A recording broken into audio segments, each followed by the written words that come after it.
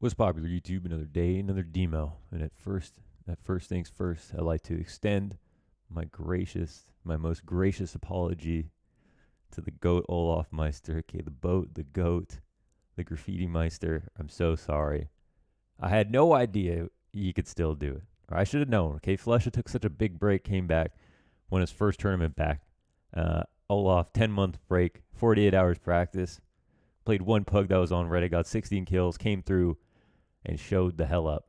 Yes, FaZe lost the match versus Big yesterday, but an Olaf's return to CSGO, to professional Counter-Strike at the highest level, even though it was online, it's big event. Just losing their IGL, their star rifler the day before.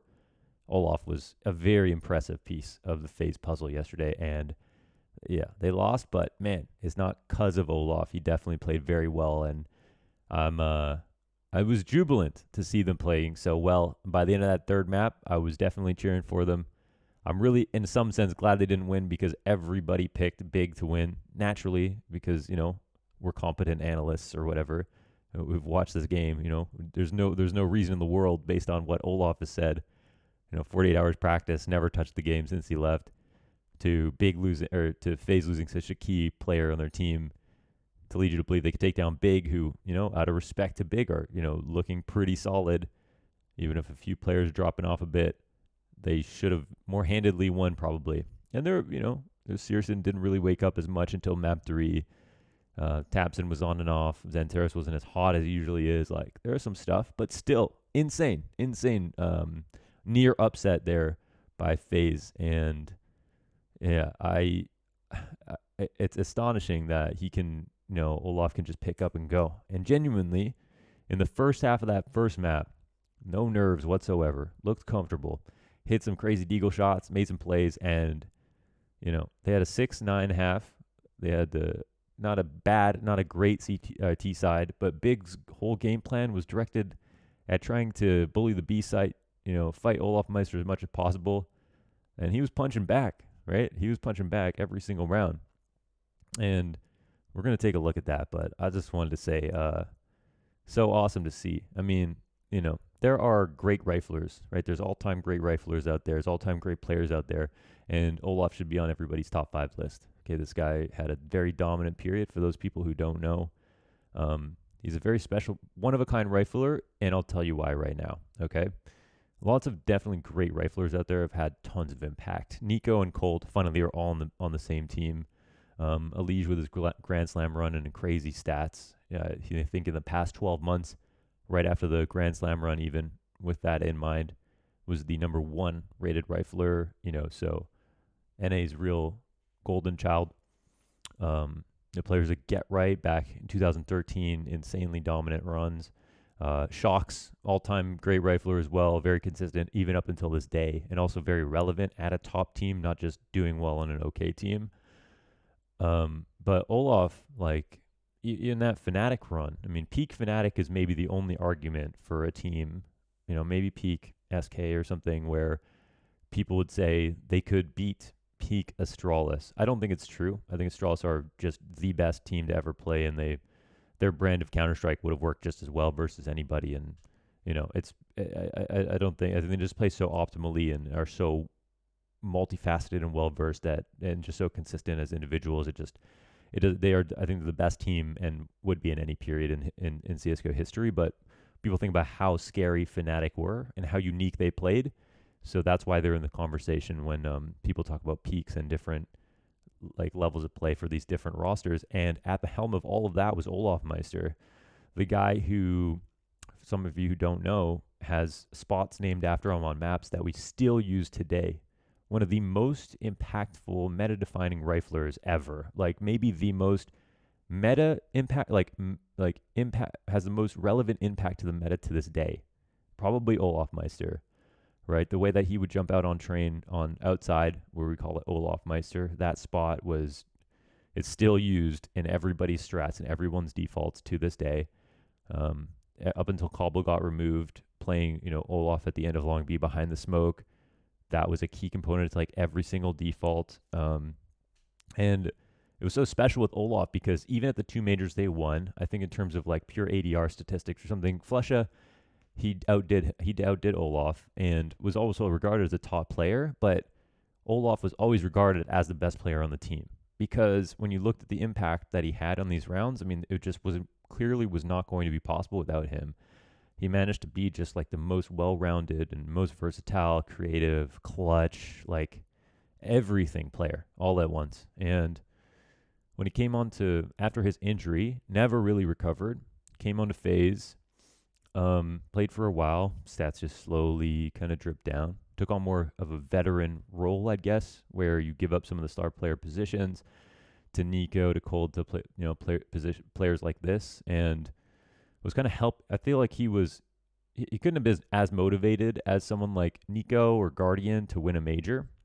And it was the culmination was that Boston major. Sure, I'm going to ruffle some feathers even just bringing that up, but for him, he'd already done it. Cold's already done it, so it must have been a bit harder for them to roll out of bed every single morning, really, with the same fire underneath them as players like Nico and Guardian at the time. So, imagine it makes sense to, like, for these players who are just putting everything they got into getting that one major win, to step aside, let them, show what they can do, give them star player roles, put the onus on them, and they're good enough. They deliver. Rain's up there too.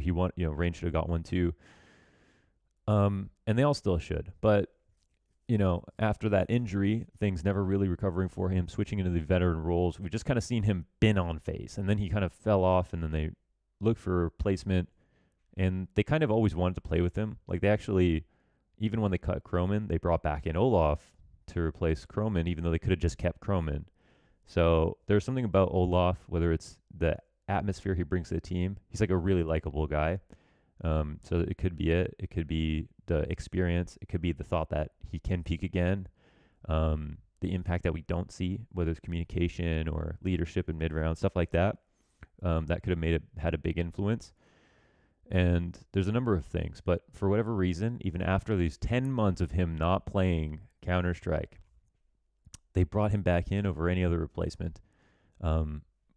Pretty astonishing to see that, but then also equally astonishing to just see him deliver on top of all that. And man, it's a fantastic match to watch. And I'm very regretful that, in yesterday's video with Ziwu, I spent kind of the whole thing in the beginning talking about how this just wasn't a good move. And hey, it still might not be. And we'll see if the consistency's there, and we'll see if he's intended to be a full-time replacement.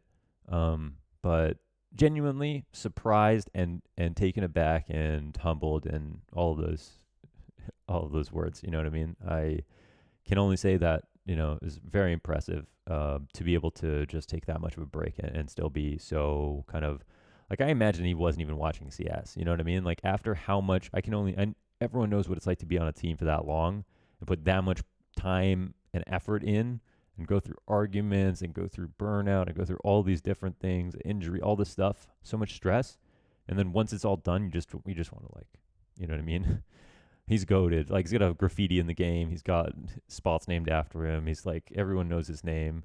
Friggin' Olaf pass, major. Like, there's nothing else. He's beat the game. He's one of the few players who's literally beat this game. He's beat a multiplayer game called CSGO. olofmeister, he's one of the few. Everyone's just trying to be like him, be like Mike, be like Olaf. So,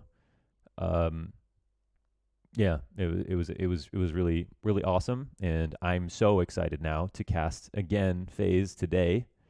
And I think for Nico, there is going to be the question of how much space was Nico taking, and was he making the most of that space? Because one thing that was so interesting yesterday was that Kirby was taking over some of the star player roles that Nico played. So, like, on Mirage, he took over connector, and we know that Kirby, we watched the Kirby demo, he's a B player, and we watched a Nico demo, he's a connector, flex mid floater in jungle, just taking all the fights. And we know why connector gets the most duels. It's closer to mid.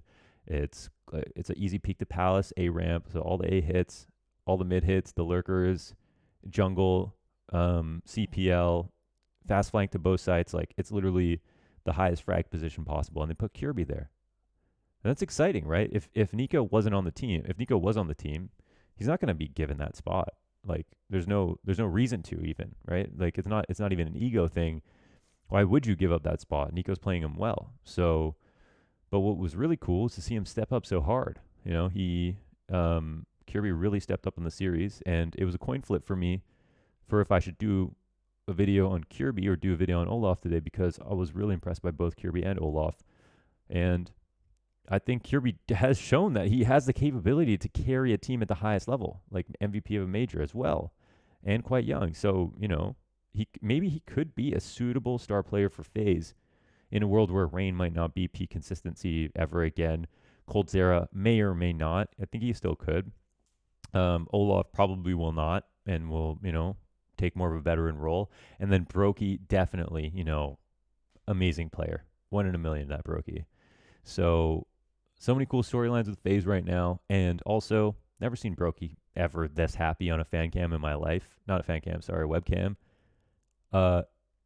He was smiling. He was wide people blanket energy the whole time, okay? Brokey was so happy.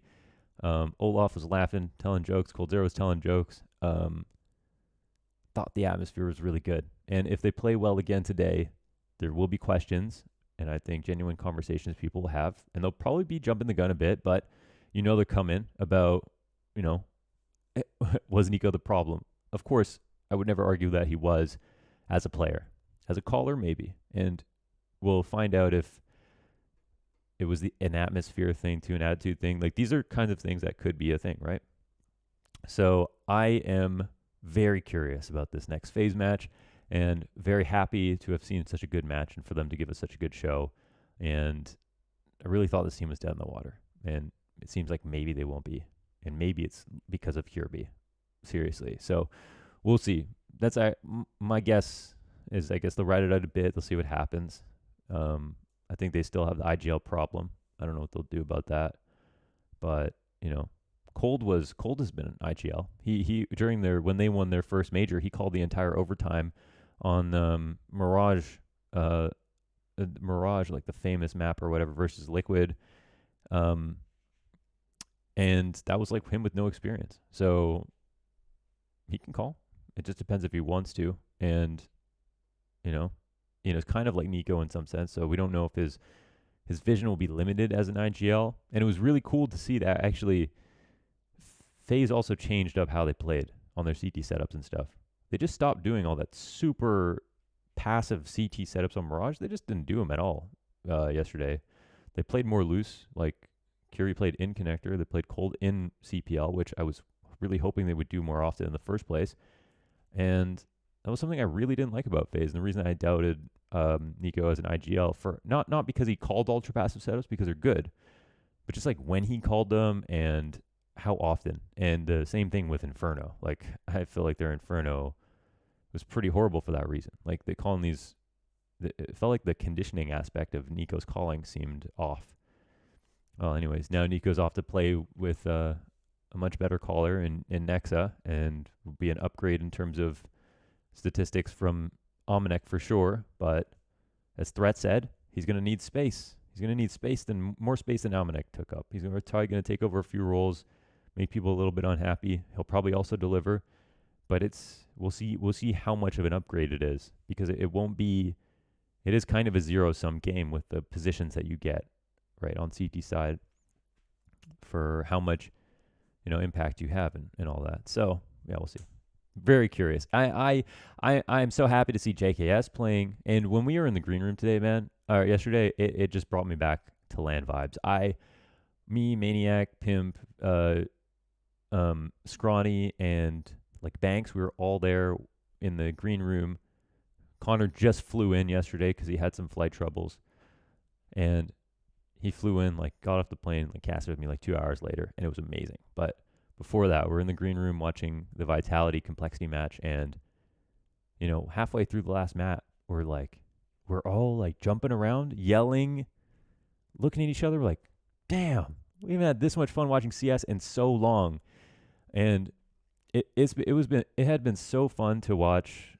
I've been watching some Valorant, some of these Valorant qualifiers recently, and it feels like watching CS in 2013, 2014 again. Like, so many good vibes, like so much raw energy and enthusiasm, listening to the casters who are maybe new to the game, the players, people discovering things, all the clutch plays, all the exciting moments. Like, it's just such a raw level for Valorant, and it's really amazing to be able to absorb it and watch it. And it feels nostalgic almost to watch Valorant right now. Um, very much enjoying it, and it makes me sad about CS because, you know, Valorant's never seen LAN, so of course they have a leg up in this period because everyone's used to just online. That's just what they have. But with Counter Strike, it's a step back for us and most other games to not have a LAN environment with crowds when we had that once, right? We need that chase the dragon a little bit, and we can't do that. We have to make a concession. We have to say it's coming later, but not now. We have to have, potential burnout from so much online games. We have too many overlapping storylines. We have it's just not a great situation for CS because we're so spoiled, right? We've gotten the highest level of CS in front of the biggest crowds in the world with the most energy and the greatest circumstances, and now we're back to our dark rooms, right? It's not a good sign. I mean, it's not a good thing. And I want to shout out all the ESL guys because they've just been, it's just, I wish like New York didn't happen because it just felt like New York was just one too many events for ESL to do in that spree. With how many times it was like a best of 5 final every single weekend, EU and NA, same 6 casters who are just working so hard and just like, I mean, a couple of grand finals, I remember listening, I was like, man, they just, like, this should be a really big moment, but it can't be because it happened last week, and it's just like, almost nobody's happy in some sense. But the, TOs have to make money, and the players are there to play, so it's rough. And the viewership is there. Everyone's just trying to get their viewer hours up. But yeah, I mean, the health of the scene, the ethics behind, burning people out and stuff like that stuff has to be considered, and it feels like now we're kind of taking over for this like fall winter period where there's like more of the Blast and Flashpoint, DreamHack, other events, and we'll have the chance to, cast those and kind of come through with some freshness. And yeah, they just did an extraordinary job and just were like running to the ground with the amount of work that they had to do. And listen, we get paid a lot of money to be enthusiastic, knowledgeable, and technically sound, and all of those things all at the same time. And to be kind of forced to boot camp your way through big events back to back and, force enthusiasm and like wake up and be excited and like really bring it every single day in a world where someone might pop onto a broadcast for 3 seconds and listen to you say something and mess something up and then have that opinion of you for the rest of their life and like risk it every single time you come on a live broadcast.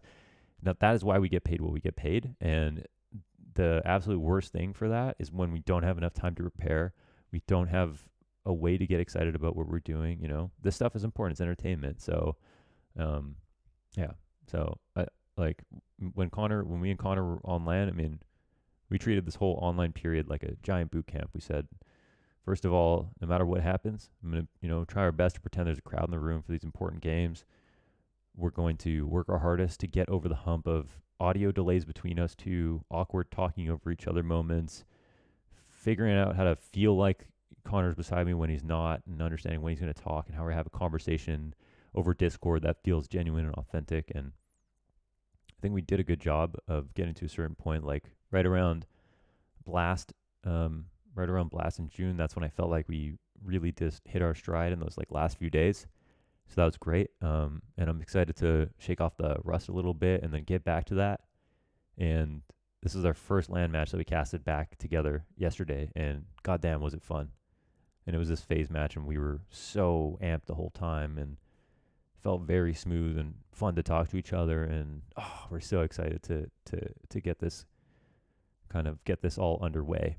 And I've got comfy with the setup and everything. And yeah, man, it's freaking awesome. Holy shit, we're at 19 minutes. Should this just be a vlog? No, I'm just kidding. I'm gonna open the game.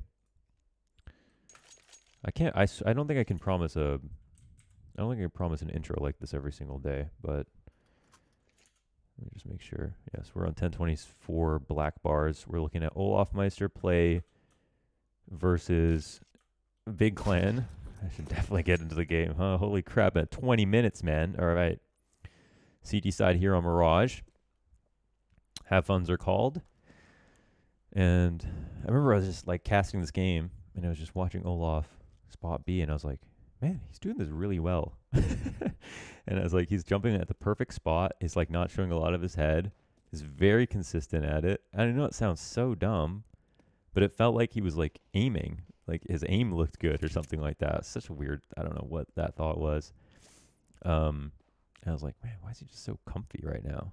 How does he manage to be so comfortable? So here, I think this is the round where I was like, like we've all been here, but you know, at this level, you can't let that happen because then you'll end up dying. Like something will go wrong. It doesn't look like he's missing per se, but still, you've just got to make it happen. And at that moment, I was like, oh, okay. He looked comfy. Oh, I guess he's not. He's still rusty. He's not feeling good. And then he bought the deagle. And then things changed. So, of course, I didn't watch all of this from his perspective. You know, just watching the whole game, talking about olofmeister, pressing tab here and there. So the smoke down, and the reason people throw this smoke down is so that they think. You see that? You see that shit? The reason that people throw the smoke down was so that people think. I'm just gonna check, make sure I'm good. Yep. To people think that you could be sitting in the van, so you can leave the molly and just stay on the side. But then if the molly's still there, then they know you're not there, so they won't come out and clear it. So that's why it's important to actually throw that smoke. And then we just hit. I mean, it's just sick mechanics here. Okay, 2 1-deags on the kill feed at the same time, both headshots, both 1 bullets. What's going on here, Olof? We got the quick eco back in his first game back in 10 months, and everyone's on their feet. Everyone's at the edge of their seat. It's pretty great stuff, and there was a lot of stuff towards B in this game. We'll see. Does Olof really make any mistakes? There's something to think about. Definitely does some damage in response there. Looks like he's expecting to get hunted down. Smokes come up. Is he going to jump? He's going to go for the regular jump spot, not spot anything. 3-on-3, so he'll decide to actually push. What I think is his own smoke. Off in front of it. I wonder how much stuff. See, that's something that people weren't doing when he was playing last, and that's sitting in the smokes. And we can see from Olof's perspective, Tizian starts shooting before you can really notice Tizian. And yeah, and sure, that might be something that he knows about. I'm sure he does, but it might not be something he's comfortable trying, right? And all the different positions people are sitting in now, that might be something that he's not doing right now. And it's definitely annoying. If I came back to that, I'd be like, man, I'm glad I left. People are sitting in smokes now. The hell? And yeah, back to the deagle. So the eco back. That 3v3 becomes 3v2 because Olof gets caught off a little bit as he waits for his smoke to come up. And we'll see how this angle works out for him. I think he's trying to guard here. I believe it's actually Brokey up on Cat. But a lot of the rounds, FaZe were playing 3 inside B. And still losing. We'll see how that goes down. Looks like Rotato to A. See if you go CT or window. They left the window great untouched. And the deagle shots come in. And this is where, of course, FaZe Clan just... Their individual skill is so high, just pure 1-deags. Another 1-deag here for Olof. Revenge on Tizian. 5 1-deags this round, I think it was. To pull that back. And these are the rounds that you have fun in, right? And for Big, I mean, I'm sure it doesn't feel like losing. Oh, oh, man. You see how blind he was? Oh, my God. This one they actually tried to cancel because a molly came through, which was a big mistake because Tizian or whoever got the double entry. And they should have just continued on through the Molotov. They would have actually gotten to the site, but they didn't trust Tizian. Sad, sad, sad. And everyone else dies. No bomb plant. See how good that flash was, though? My God. Wasn't even a high in the sky after image flash. That only lasts a second and a half. That was a full This guy was whiter than vanilla ice cream.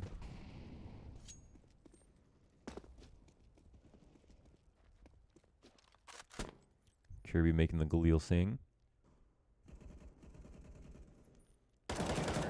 Oh my god, the tracking. Did you see that?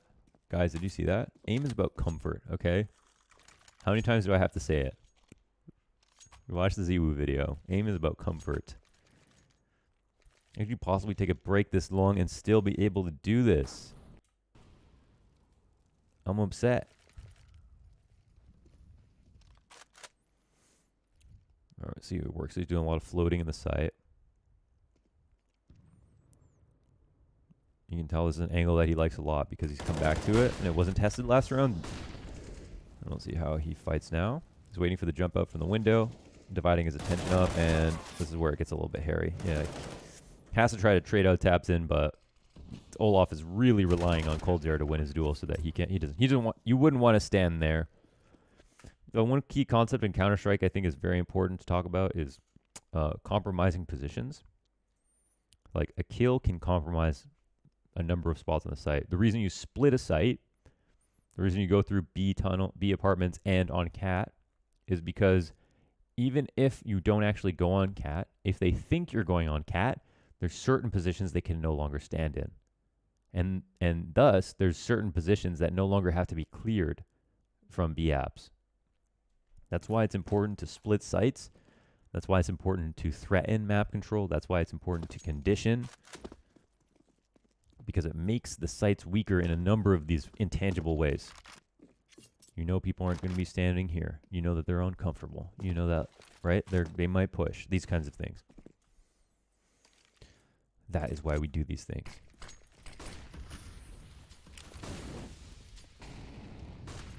These are all things you should think about and look for when you watch these pro games. Okay, so if Olaf's going to play anti-pillar, yeah, that's a bit rough. I mean, the problem is they're a bit crowded on the B site, and they're both spamming a smoke, which would be great for a lucky kill, but, you know, someone's going to fly out the left side of Van. And to be fair to Tizian and to Olaf, Tizian went flying out. Like, he basically didn't stop, jumped out Van. And that's really not something we see Tizian do a lot, period. So that was quite surprising to see him go for a play like that. But, yeah, I think it was a bit of awkwardness in the B site there. Would have been better to have somebody holding for that cross, somebody else spamming a smoke, or maybe watching something else, but not both giving up your position shooting for a lucky shot at the same time. So let's see. Definitely phases B is very, very questionable. It has been for the last couple of months with the replacements. Everyone who's been new to come into the team has played B. BIMAS, BMAS, I forgot the right way to say it, with coldzera, with Kirby, now olofmeister. It's just a site that everybody likes going to right now versus FaZe, because it is really just a revolving door of players just trying new things every game. Okay, with the aggro push. And I think, yeah, he's worried about someone holding, and that player is holding, and Searson has the tightest angle ever. Olaf gets caught on a bit of clipping, and he gets opt, and then they lose. And then we move on. It's been a quick round of rounds so far. Off to just the P2. Might skip a bit forward. Oh my god, it might be the first time ever the intro's longer than the demo review. I don't know how I'm going to keep this up with these intros.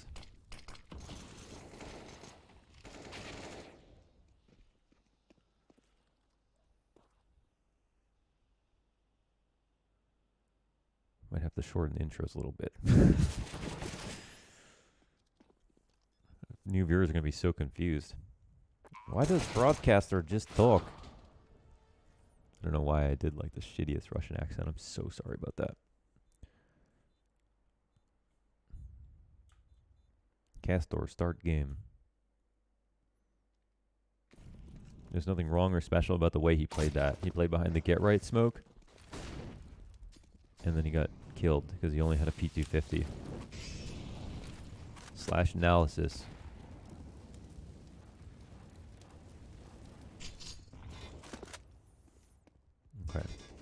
So, could play bench. Kind of surprised we're seeing like a lot of this middle of the site play. It's just probably just what he's most comfortable with. And yeah, I mean, I personally find those angles harder than like just say playing bench or going for an empty pillar. And I guess it depends what he wants to do with it. But yeah, you're gonna find a combination of like angles based on what your teammate's holding for you, as well as what angles you like the most.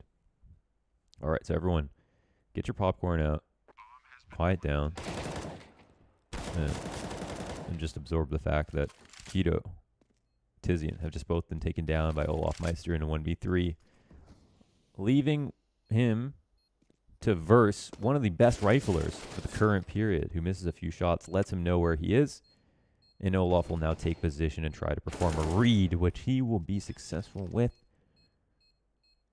And that's right. We've seen Olof come back after 10 months of not playing this game. Playing one game in a pug, getting 16 kills, scrimming for 48 hours with FaZe, playing a match at Blast Premier versus Big, getting 3 1 Deags already in the first 11 rounds, and a 1v3. Meaning that of these 5 rounds, we've got a situation where Olof has had an impact in basically the most important ones. And it's a beautifully played round. The aim looks super solid. I mean, they weren't low HP players, straight headshots. Nice confidence and calmness on the rifle work on the second kill. Nothing but good things to say about our Lord and Savior, olofmeister.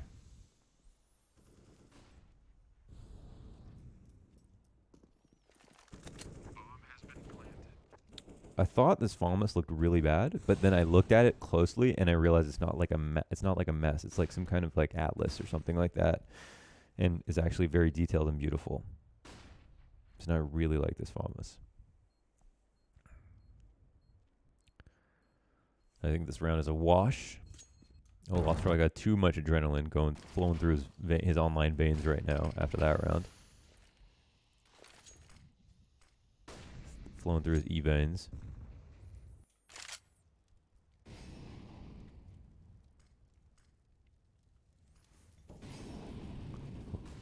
Oh yeah, I want to ask you guys what your top 5 riflers are all time, in order too. So I asked on Twitter, and I had a lot of fun reading everyone's replies. There was a lot of good lists out there. I based mine off of basically a lot of other people's lists. Another 2K spray down with the spray transfer, just so Olof can show us that he is versatile. AK instantly out for a teammate, and this is nuts, actually. We're now further in a situation where Olof is in a pretty key position. If only he had a medkit laying around, a sage to heal him. Because, well, we know Searson's days are numbered. Olof, he just stayed in connector, been very careful, looking for another duel, trying to play off the corner of the smoke. And, man, if someone came from the left side, that would be hot.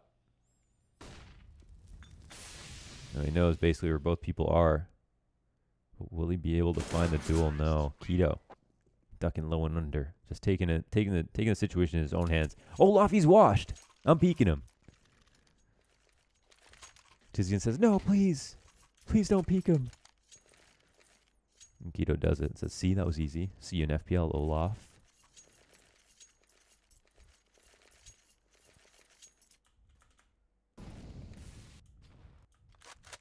Insane, right? Insane. A good half, a very good half. I don't know. I wish they. Maybe in some world it is a good thing that they get rid of Nico and they'll have to I don't know how they'll recover from this. Like, who do you even replace at this point? Like, Olof is the person that you think about replacing. Like, he's got to be filling in, and then the thing is, who do they get to replace Olof? An IGL fragger. It needs to be an IGL fragger.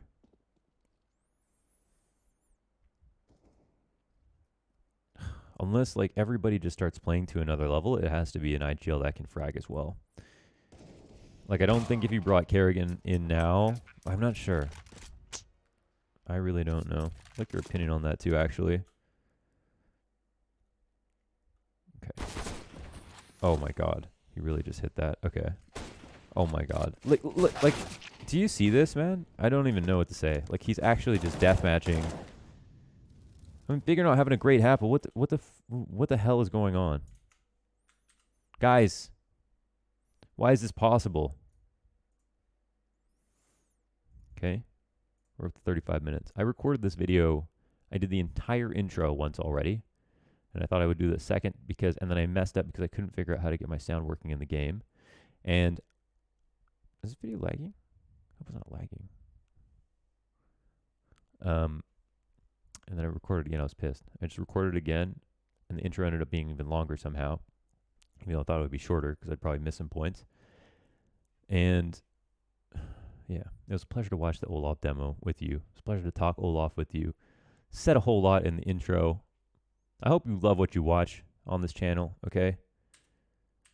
I have set up somebody asked me to set up another Patreon tier just to be able to contribute $5 because they don't want to sub on Twitch and give Jeff Bezos $2.50, and they don't want to, and like they don't want to give $1 the regular $5.